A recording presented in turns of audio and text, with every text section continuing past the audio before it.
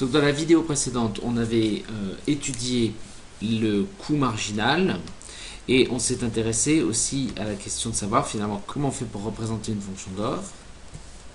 Et on en avait conclu en fait que finalement le coût marginal pouvait avoir un moment en tout début de production une partie décroissante et puis ensuite une partie croissante. Et on a dit la fonction d'offre, elle ne concerne, ce que je assure là, que la partie croissante. Donc ce qu'on sait, c'est que la fonction d'offre sera la partie croissante du coût marginal. Mais ce n'est pas suffisant.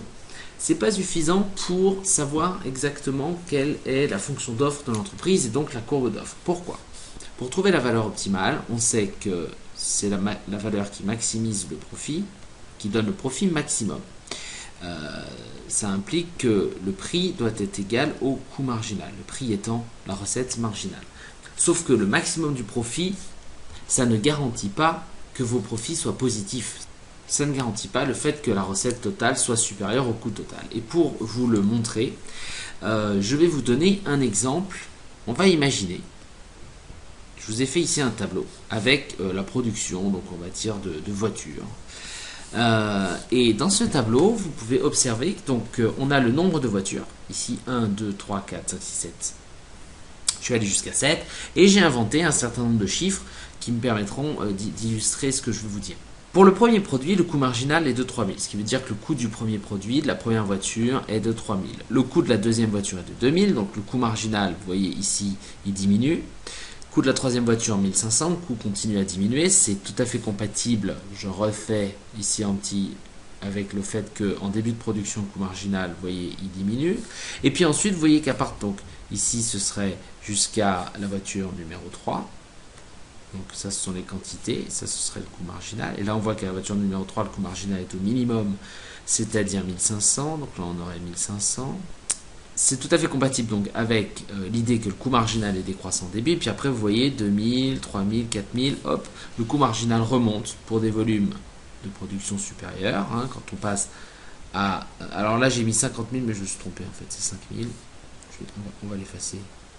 Donc là, on a finalement un coût marginal assez qui suit ce que je vous ai dit dans la vidéo précédente, à savoir que dans un premier temps, ici, vous voyez, le coût marginal, il diminue, et puis ici, vous voyez, à partir de l'unité numéro 4, et puis pour les volumes de production supérieurs à 4, le coût marginal augmente. On sait que le prix, c'est égal à la recette marginale. Le prix est de 4000 euros. Ça veut dire que sur le marché, le vendeur de voitures va sur le marché, il regarde à combien se fixe le prix de la voiture. Le prix de la voiture est de 4000, donc lui aussi va mettre son prix de 4000 parce que le marché est très concurrentiel et que c'est donc le marché qui fixe le prix. Et donc notre ami entrepreneur, fabricant de voitures, il va vendre sa voiture 4000. Donc on peut tout à fait calculer la recette totale. Pour une unité vendue, la recette totale, ça va être 4000. Pour deux unités vendues, la première, il a vendu 4000, la deuxième, il a vendu 4000. Donc, on en a pour 8000. La troisième, il a vendu 4000 aussi, donc en tout, ça fait 12 000. La quatrième, il a vendu toujours 4000, il vend toutes 4000. Donc, si on cumule les recettes, on est à 16 000. Ensuite, on va être à 20 000. Et là, 28 000. Bien.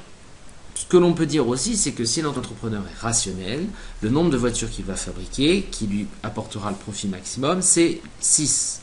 Pourquoi c'est 6? Parce que vous voyez que pour la valeur numéro 6, pour 6 voitures fabriquées, le coût marginal de la 6e voiture est exactement égal à la recette marginale. Ce qui veut dire que pour la 6e voiture, l'individu, l'entrepreneur, ne fait plus de profit, mais que pour toutes les voiture précédente, l'entrepreneur a fait un profit. Donc on est bien au maximum. Ici, on est bien au maximum du profit. Il avait intérêt, effectivement, à chaque fois, avec son raisonnement à la marge, à continuer la production, passer de 1 à 2 à 3 à 4 à 5, jusqu'à temps où, ici, on a bien une égalité entre le bénéfice marginal et la recette marginale. Donc ça, c'est la quantité, effectivement, optimale. Cela dit, est-ce que cette quantité-là permet de faire du profit? Elle permet effectivement d'être au maximum du profit, mais est-ce que ça permet de faire un profit positif? Pour 6 voitures, le profit est-il positif? Pour savoir si le profit est positif, il faudrait calculer le profit total. Et le profit total, c'est donc pi qui est égal à, eh bien, c'est égal à la recette totale moins le coût total. Bien. Est-ce qu'on a une information sur le coût total? Non. Là, on n'a pas d'informations sur le coût total, on n'a que des informations sur le coût marginal. C'est-à-dire, en fait, là, on n'a que des informations sur le coût variable, sur comment le coût évolue à mesure que la production évolue d'une unité supplémentaire. Mais on n'a pas d'informations sur les coûts fixes. Et parce qu'on n'a pas d'informations sur les coûts fixes, il est possible qu'on soit dans une situation qui soit structurellement déficitaire, c'est-à-dire qu'on soit dans une situation pour laquelle de toute façon, toutes ces productions-là, même si on choisit de produire 6 voitures et d'égaliser le bénéfice marginal au coût marginal, il est possible que le profit soit négatif. Alors pour cela, eh bien, je vais introduire un élément, le dernier élément qui nous manque pour calculer le profit total, qui est le coût fixe. Imaginons que dans cet exemple, l'entrepreneur doive payer pour la période qui est considérée, mettons une année ou un mois, un coût fixe qui soit égal à 10 000. Essayons de calculer le profit. Du coup, on ne va pas écrire coût moyen ici, on va écrire profit. On va faire 2 colonnes en fait. Je vais rajouter une colonne tout simplement. Dans la partie de gauche, on va calculer le profit. Et dans la partie de droite, je vous montrerai donc l'intérêt effectivement de calculer le coût moyen. Quel est le profit réalisé par l'entreprise? Eh bien, l'entreprise réalise 4 000 de recettes totales, auquel on va soustraire le coût total. Le coût total, il est là. Et ce coût total, c'est quoi? C'est le total des coûts. Le total des coûts, c'est coût fixe plus coût variable. Donc ici, le coût fixe, c'est 10 000. Et le coût variable, c'est le coût marginal associé à une unité. Donc ici, on aurait 3 000. Donc moins 13 000. Donc vous voyez très bien que 4 000 moins 13 000, ça fait moins 9 000. Pour une unité produite, on est bien à un profit négatif. Il n'est pas intéressant de fabriquer une unité. Bon. Pour 2 unités, on a 8 000 de recettes totales. À ces 8 000, on va soustraire le coût total. Le coût total, c'est quoi? C'est le coût fixe, 10 000, plus le coût de fabriquer 2 voitures. Le coût de fabriquer 2 voitures, c'est 2 000 de la deuxième voiture, plus 3 000 de la première voiture. Donc on est à 5 000, 10 000 plus 5 000, ça fait 15 000. Donc on retire 15 000 à 8 000. Et ça va nous donner 8 000 moins 15 000, on est à moins 7 000. Donc vous voyez que le profit, il est un peu moins, c'est un peu moins le gouffre qu'avant, on était à moins 9 000, là on passe à moins 7 000, c'est un peu moins le gouffre, mais c'est toujours le gouffre, c'est toujours négatif. À cause justement de ce coût fixe qui est énorme, là, qui est de 10 000. Mais ce sont des situations qui peuvent arriver. Bien, alors on pourrait continuer tout du long, mais on va aller directement à la situation optimale. La situation optimale, on l'a calculée, c'est 6 voitures. Ça veut dire que pour 6 voitures, le bénéfice marginal, la recette marginale, est égal au coût marginal. On est dans la situation la plus rentable possible. Mais cette situation la plus rentable possible, ça veut dire donc que probablement que le profit est plus petit que moins 7000. C'est-à-dire qu'on fait un peu plus de profit que ce gouffre de moins 7000. Mais vous allez voir, on va calculer, vous allez voir, c'est pas génial. Si y égale 6, ce qui veut dire que la production est égale à 6 voitures. Le coût total, c'est égal à le coût fixe plus le coût variable. Je reprends les calculs ici que j'ai fait ici un peu rapidement, mais ce que je calcule ici pour y égale 6, ça vaut tout à fait ce que je viens de dire à l'instant pour y égale 1, y égale 2, et puis pour toutes les autres lignes de la colonne que je n'ai pas remplies. Donc si y égale 6, le coût total, c'est le coût fixe plus le coût variable. Le coût fixe, c'est donc égal à 10 000, auquel on ajoute 3 000 de la première voiture, 2 000 de la deuxième voiture, 1 500 de la troisième, 2 000 de la quatrième, 3 000 de la cinquième et 4 000 de la sixième. Et ça fait combien tout ça? Bon, alors on va essayer de faire de mémoire. Donc 10 000, ça fait 13 000, 15 000, 16 500, 18 500, 21 500 et 4, 25 500. Voilà notre coût total. Notre recette totale quand y égale 6, elle est égale à combien? 24 000.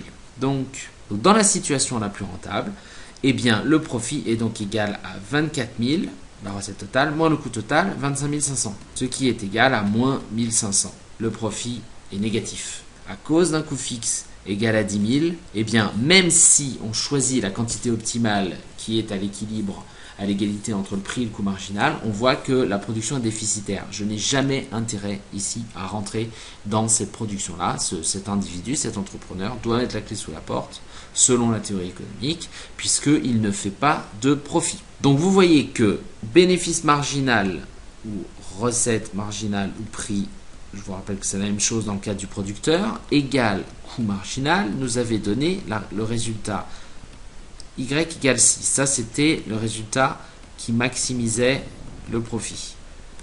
Mais ce n'est pas suffisant. C'est-à-dire cette règle, elle n'est pas suffisante pour savoir si je dois produire ou pas, puisqu'elle ne nous dit pas si le profit est positif dans tous les cas ou pas. Et ici, j'écris mais, le profit est négatif.